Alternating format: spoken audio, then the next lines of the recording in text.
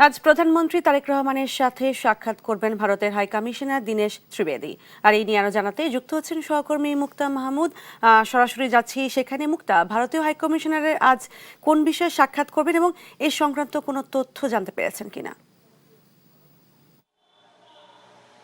শাজমিন, আপনি যেটা বলছিলেন যে প্রধানমন্ত্রী তারেক রহমানের সঙ্গে আজকে ঢাকায় নিযুক্ত ভারতীয় হাই কমিশনার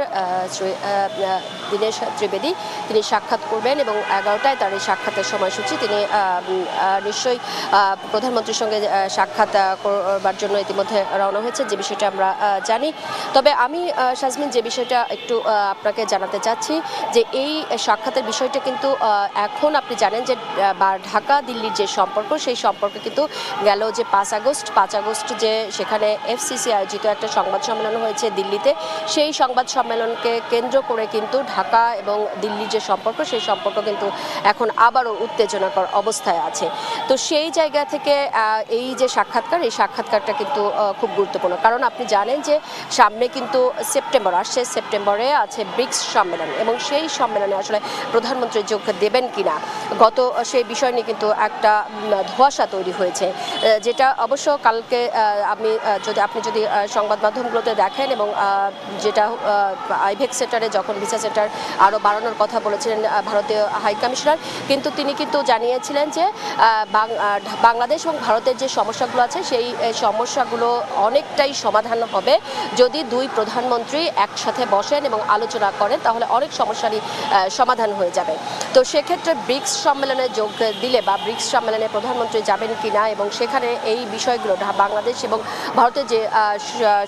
দ্বিপাক্ষিক যে সমস্যাগুলো রয়েছে, সেই সমস্যাগুলো নিয়ে আলোচনা আসলে কত দূরে এগোবে, সেই বিষয়গুলো কিন্তু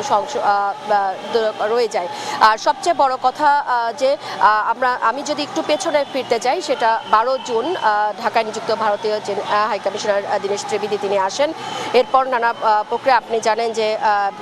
এর প্রায় 1 মাসেরও বেশি সময় পর তিনি গেল 29 জুলাই পররাষ্ট্র মন্ত্রণালয়ে আসেন এবং পররাষ্ট্র মন্ত্রণালয়ে পররাষ্ট্রমন্ত্রী এবং প্রতিমন্ত্রীর সঙ্গে তিনি বৈঠক করেন এবং পররাষ্ট্রমন্ত্রী এবং প্রতিমন্ত্রীর সঙ্গে বৈঠকের পরই কিন্তু আমরা যারা গণমাধ্যমের কর্মী ছিলাম তার সঙ্গে ভারতীয় হাইকমিশনের সঙ্গে কথা বলেছি এবং ভারতীয় হাইকমিশনের সঙ্গে কথা বলার পরও কিন্তু তিনি একই কথাই বলেছিলেন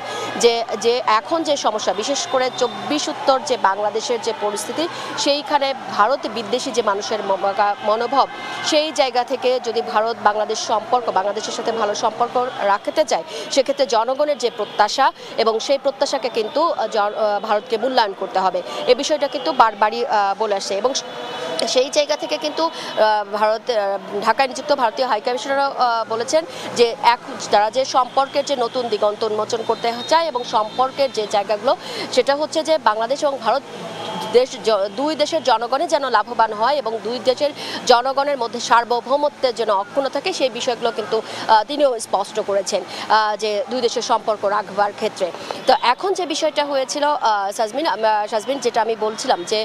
গেল 5 আগস্ট এফসিসি আয়োজিত দিল্লিতে যে প্রেস কনফারেন্স হয়েছে এবং সেখানে প্রতিনিধি সরকারের যে সাবেক প্রধানমন্ত্রী তিনি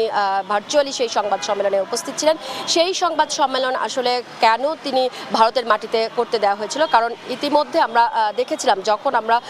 জানি যে 5 আগস্ট এই সংবাদ সম্মেলন হবার কথা ছিল, তার আগেই কিন্তু ঢাকা দিল্লিকে এই সংবাদ সম্মেলনের বিষয়ে কিন্তু আপত্তি জানিয়েছিল এবং তিনি যেহেতু দণ্ডিত অপরাধী, সেই কারণে কিন্তু তাকে যেন এই ধরনের কোনো সুযোগ দেওয়া হয়, এই বিষয়টা বলেছে এবং ভারতও কিন্তু আশ্বস্ত করেছিল। আমরা দেখেছিলাম যে পররাষ্ট্র উপদেষ্টার সঙ্গে দেখা করে কিন্তু পররাষ্ট্র উপদেষ্টা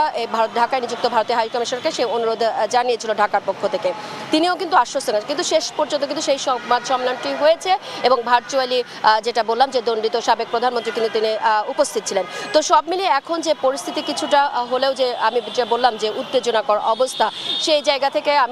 আমরা জানি যে গতকালও কিন্তু পররাষ্ট্রমন্ত্রীর সঙ্গে দেখা করেছেন ঢাকায় নিযুক্ত ভারতীয় হাই কমিশনার। আজকে প্রধানমন্ত্রীর সঙ্গে বৈঠকের বিস্তারিত নিশ্চয়ই বৈঠক হবার পরে আমরা নিশ্চয়ই জানতে পারবো এবং পররাষ্ট্র মন্ত্রণালয় আমরা অপেক্ষা করছি, পররাষ্ট্র মন্ত্রণালয় নিশ্চয়ই